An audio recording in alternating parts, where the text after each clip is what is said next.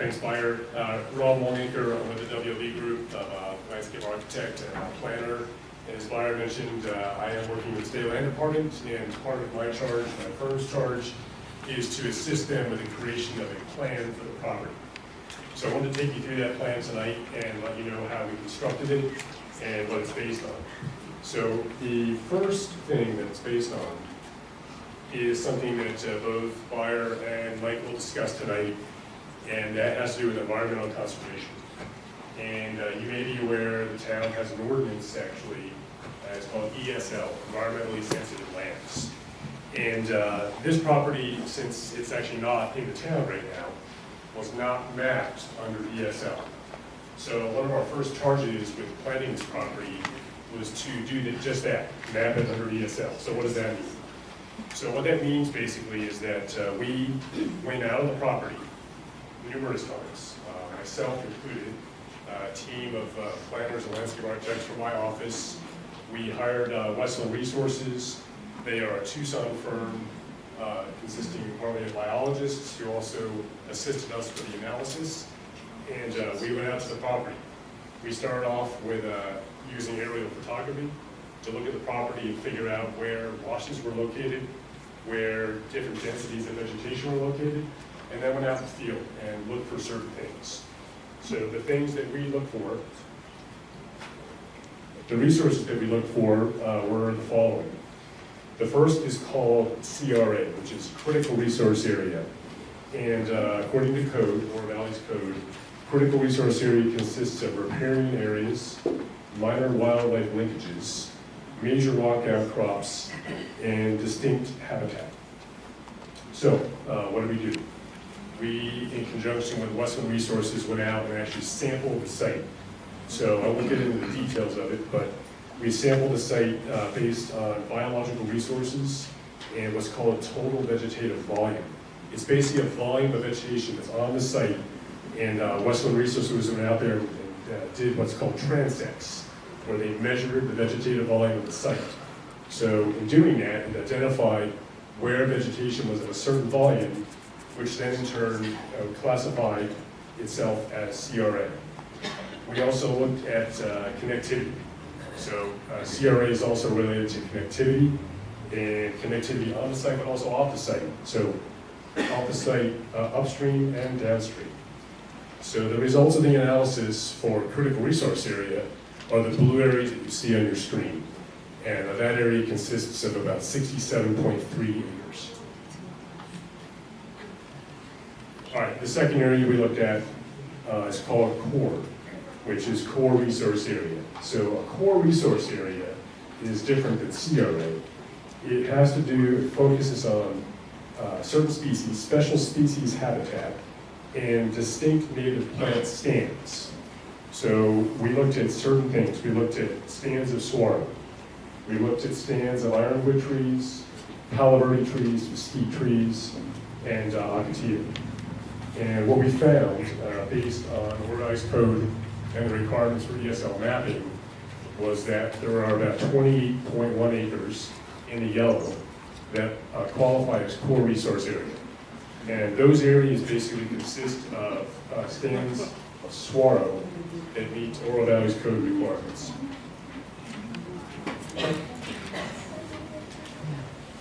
Excuse me, I'm sorry.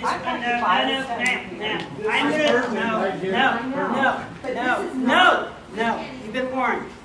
I am running. I'm sorry, and I'm sorry to come across as you will get a chance.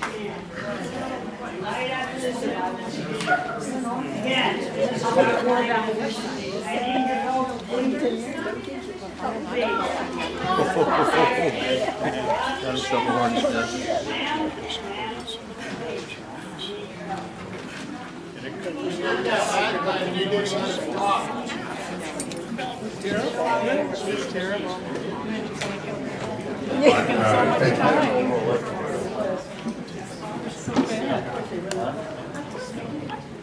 The third area that we looked at is called RMA, and it's what's called Resource Management Area. In this case, it's called Tier 2 according to code, and what that requires is that 25% of the site be designated as RMA. That does not include the CRA area, nor does it include the core area. So the green area you see on the screen is an additional 25% of the site, 221 acres of resource management area. And the reason it's designated as it is that if you read the code, there's a lot of discussion about connectivity for RMA, connectivity with critical resource areas, with core resource areas, and connectivity with resources off the site. For instance, washes that continue through the site that start off the site. So we devised this plan here to accomplish meeting the minimum requirement for resource management area and maintaining connectivity with those items I just discussed.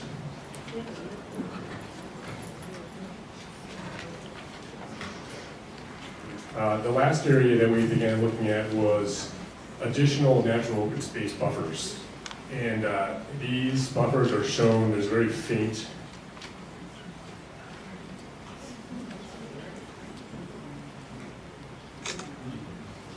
brown line here along this portion of the property.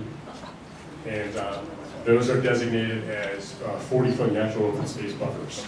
So all told, the combination of critical resource area, core resource management area, and 40-foot natural open space buffers consists of about a third of the site. I will touch on this also.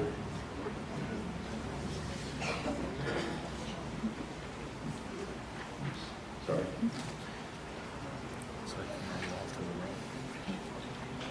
To the south, there is also a 100-foot resource management area buffer along Camino del Norte. Thank you. And then I wanted to mention also site resource inventory. So the environmental conservation analysis doesn't end at this point.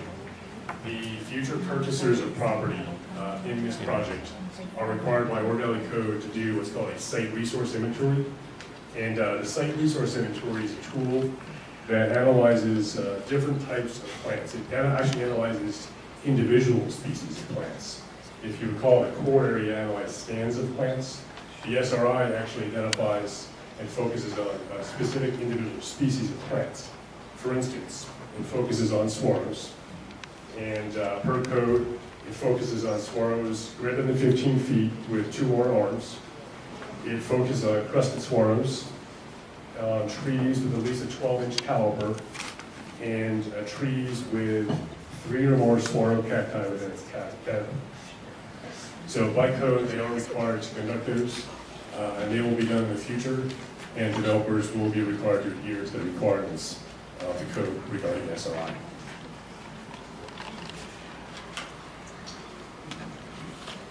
I want to touch briefly on transitional buffers to properties around the property and within the property. And I mentioned it before, the core resource areas, the critical resource areas on the RMA all also serve an important function as well, which is buffering the property from surrounding properties. And as you can see, along the perimeter of the site, you can see the green areas on the north and the east, all the way down to the corner of the property. This corner of the property actually contains the largest concentration of stands of saguaros. It also, in fact, contains some stands, less significant stands of ironwood trees, but they are located generally within the RMA area, so they will be preserved in place. Buffer all along the south, as we just mentioned, along Del Norte, and it continues along Thornydale. The purple line is a buffer yard B, which is required by Ore Valley Code. That borders this portion of the property. I'll get to these land uses in a moment. And also borders Tangerine Road on the north and the south in this portion of the property as well. Okay, the development unit plan. So what you see on your screen here is this is a plan that identifies several things. And primarily it identifies what are called development units. And a development unit is an area of property within a specific plan that has its own set of development standards, including uses. So the production of the development unit plan used the underlay of the environmental conservation to form certain things. And it formed, the one thing it formed is the dash lines which you see. That is the interior roadway section that serves the property. So the environmental areas heavily influence the location of the roadway system. Also, the other thing that was influenced, or that served to influence, was the location of different land uses. So not only environmental conservation on the site, but surrounding land uses as well. So you'll see in the screen that there are 11 different development units. And units 1, 2, 3, and 4, of course, in the northern portion of the property, they are restricted to single-family residential uses. This is development unit 5, 6, 8, and 9. We looked at that area closely because of Tangerine Road. So we understand that this area is changing. There's a lot of lower density residential in the area, but at the same time, there's a new roadway, Tangerine Road. It's been recently improved. It's a 4-lane major arterial through the area, so that will attract different uses. So in our plan, we focused on a corridor along Tangerine Road and placed more density and intensity on that corridor. Development 5 through 9 would allow for a variety of different uses. You can see commercial, apartments, employment, attached residential, and some single-family residential. And then the last two development units, 10 and 11, toward the southern portion of the property, they transition back and they allow for both single-family residential and attached residential.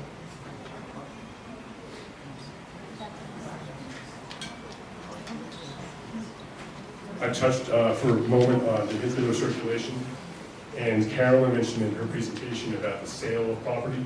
The entire property won't be sold at once, nor will it be developed at once. It'll be developed in phases. So what you see on the screen here is an approximation of how the property may develop. So for instance,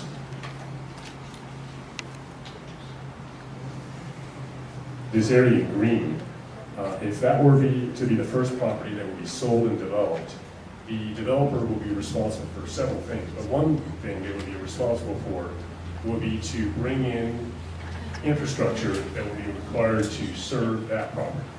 So they would do a traffic impact analysis, and that would determine what roads are required, what type of roads are required to serve that piece. Not only that, but the analysis would also include extension of roadways for future development. The road would be sized to accommodate future development, now not only necessarily on the property, but in the area in general. And this would also include utilities, things as to water, sewer, dry utilities, would all be brought to that parcel, but also be designed in such a manner that it could be extended easily to other parts of the project.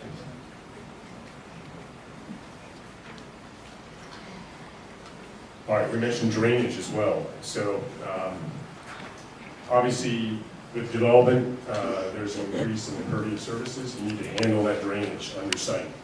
So throughout the project, the various different development areas will hold water in basins on the site. Water will also be released into the washes that run through the site. So, and I also understand that in the southern portion of the property, the north area, that there are some existing drainage challenges there.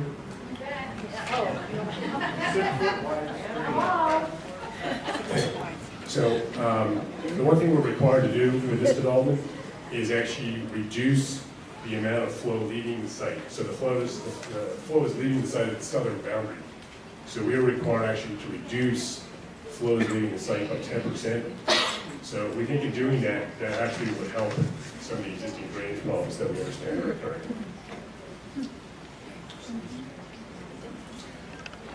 All right, this is a graphic, what we're calling an illustrative site plan.